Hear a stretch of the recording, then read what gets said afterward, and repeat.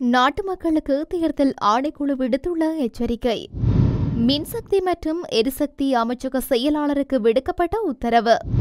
மத்திய வங்கி ஆளுநர் நிதி அமைச்சின் செயலாளர் குறித்து அனுரவின் நிலைப்பாடு. மது உற்பத்தி நிறுவன இயக்குநரின் பிணை கோரிக்கையை நிராகரித்த மேன்முறையீட்டு நீதிமன்றம். பொது தேர்தலுக்காக பாதுகாப்பு கடமையில் 70,000 போலீசார். 3.5 கோடி ரூபாய் பெறுமதியான மற்றொரு சொகுசு வாகனம் மீட்பு. 2024ஆம் ஆண்டு நாடாளுமன்ற பொதுத் தேர்தலுக்கான வாக்களிப்பு நாளை காலை ஆரம்பமாக இருக்கின்றது. காலை 7 மணிக்கு ஆரம்பிக்கும் வாக்குப்பதிவு மாலை 4 மணி வரை நடைபெறும் என தேர்தல் ஆணையகம் அறிவித்திருக்கின்றது. இதேவேளை தேர்தல் ஆணைக்குழுவின் தலைவர் RML ரத்நாயக்க அனைத்து பொதுமக்களிடமும் விசேட வேண்டுகோள் விடுத்துள்ளார். வாக்களித்த பின்னரும் வாக்கு எண்ணிக்கையின் போதும் வீட்டிலேயே இருக்குமாறு ஆணைக்குழுவின் தலைவர் வேண்டுகோள் விடுத்துள்ளார். வாக்குச்சாவடிக்கு அருகில் அல்லது நெடுஞ்சாலைகளில் வீதிகளில் நிற்பதை முற்றாக தவிர்க்குமாறு வலியுறுத்தியுள்ளார். குறிப்பாக தொலைக்காட்சி அல்லது பெரிய திரைகளை பயன்படுத்தி தொலைக்காட்சி நிகழ்ச்சிகளை பார்ப்பதும் முடிவுகள் அறிவிக்கப்படும் போது பட்டாசு கொளுத்துவதும் சட்டப்படி தண்டனைக்குரிய குற்றமாகும்.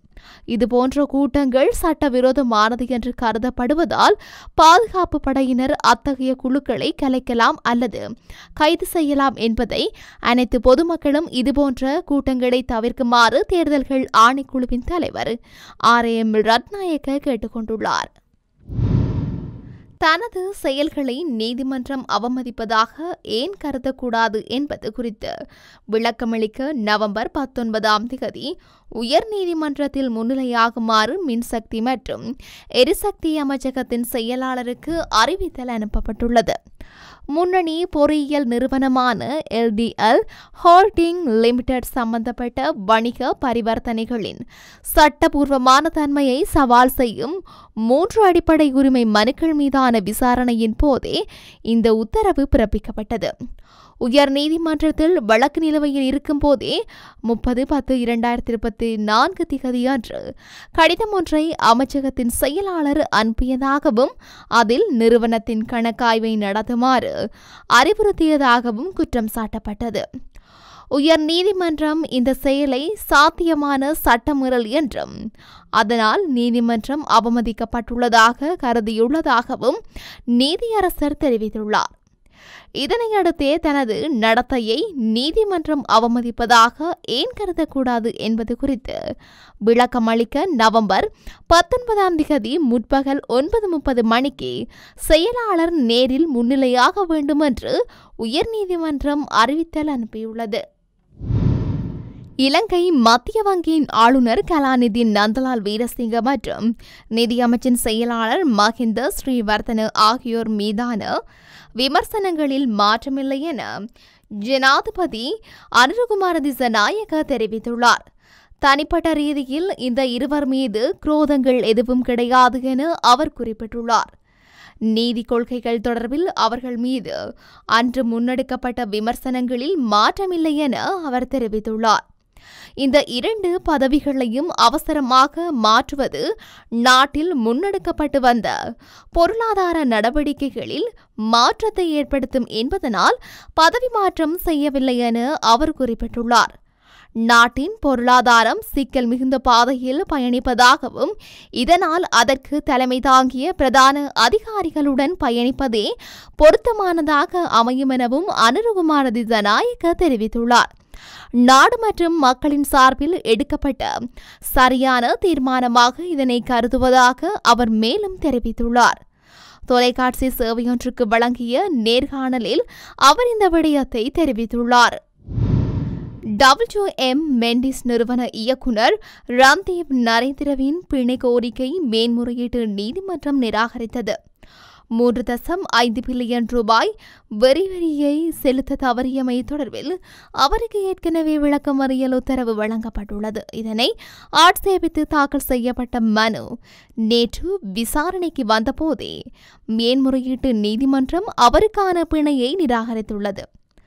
அத்தோடு அடுத்த விசாரணையை 2024 நவம்பர் 29ஆம் தேதிக்கு நீதிமன்றம் ஒத்திவைத்துள்ளது. நாடாளுமன்ற தேர்தலை முன்னிட்டு நாடு முழுவதும் பாதுகாப்பு பலப்படுத்தப்பட்டுள்ளதுடன் 70,000 போலீசார் உட்பட 90,000 பேர் பாதுகாப்பு கடமைகளில் ஈடுபடுத்தப்படவுள்ளனர் என்று போலீஸ் ஊடக பேச்சாளர் நிகால் தல்துவா தெரிவித்துள்ளார். நாடாளுமன்ற தேர்தல் தொடர்பில் விளக்கம் அளிக்கும் விசேட ஊடகவியலாளர் சந்திப்பு நேற்று அரசாங்க தகவல் திணைக்களத்தில் நடைபெற்றது. இதில் கருத்து வெளியிடும் போதே இவ்வாறு கூறியுள்ளார். இங்கு மேலும் கருத்து வெளியிடுகையில் 160 நாடாளுமன்ற தொகுதிகளுக்கு மொத்தம் 13,383 வாக்குச்சாவடிகள் அமைக்கப்பட்டுள்ளன. அனைத்து வாக்களிப்பு நிலையங்களிலும் சுமார் 64,000 போலீஸ் அதிகாரிகள் பாதுகாப்பு பணியில் ஈடுபடுத்தப்படவுள்ளனர். இதற்கு அப்பால் 3,200 போலீஸ் விசேட அதிரடிப்படை அதிகாரிகளும் கடமையில் ஈடுபடுவர். அண்டளவாக 70,000 போலீசார் வரை பாதுகாப்பு கடமைகளில் ஈடுபடவுள்ளனர். இதற்கு மேலதிகமாக 12,227 சிவில் பாதுகாப்பு பணியாளர்களும் நேரடியாக தேர்தல் கடமையில் ஈடுபடவுள்ளனர். சில முக்கிய இடங்களின் பாதுகாப்புக்காக 11,000 இராணுவத்தினர் ஈடுபடுத்தப்படவுள்ளனர். ஏதேனும் தேவை ஏற்பட்டால் மேலும் இராணுவத்தினர் தயார் நிலையில் உள்ளனர். போலீசார் முப்படையினர் அடங்கலாக மொத்தமாக 90,000 வரையான பேர் தேர்தல் பாதுகாப்புக்காக நாடு முழுவதும் ஈடுபடுத்தப்படவுள்ளனர். தேர்தல் இடம்பெறும் நாளிலும் அதற்கு பின்னரும் போலீஸ் அதிகாரிகளை பாதுகாப்பு பணியில் ஈடுபடுத்த நடவடிக்கை எடுக்கப்பட்டுள்ளது. இம்முறை தேர்தல் பிரச்சாரங்கள் சுமூகமாக இடம்பெற்றுள்ளதை அவதானிக்க முடிகின்றது. பெறுபேறுகள் வெளியாகி ஒரு வார காலத்துக்கு சட்டத்தை கடுமையாக நடைமுறைப்படுத்த அதிகாரம் வழங்கப்பட்டுள்ளது என்றும் குறிப்பிட்டுள்ளார். தங்காலையில் வீடொன்றில் மறைத்து வைக்கப்பட்டிருந்த சுமார் 3.5 கோடி ரூபாய் பெறுமதியான லேண்ட் குரூஸ் ரக சொகுசு ஜீப் வாகனம் ஒன்று கண்டுபிடிக்கப்பட்டுள்ளது. குறித்த வாகனமானது தங்காலை காவல் பிரிவுக்குட்பட்ட பிதரந்தேனிய பிரதேசத்தில் நேற்று குற்றப்புலனாய்வு பிரிவினரால் கைப்பற்றப்பட்டுள்ளது. சட்டவிரோதமான முறையில் பதிவு செய்யப்பட்டுள்ளதாக காவல்துறையினருக்கு கிடைத்த தகவலின் அடிப்படையில் இந்த சோதனை நடத்தப்பட்டுள்ளது.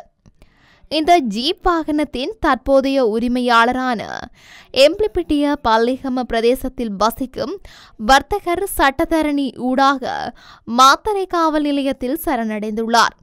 இதையடுத்து கைது செய்யப்பட்டுள்ள அவர் மாத்தறை நீதவான் நீதிமன்றத்தில் முன்னிலைப்படுத்தப்படவுள்ளார்.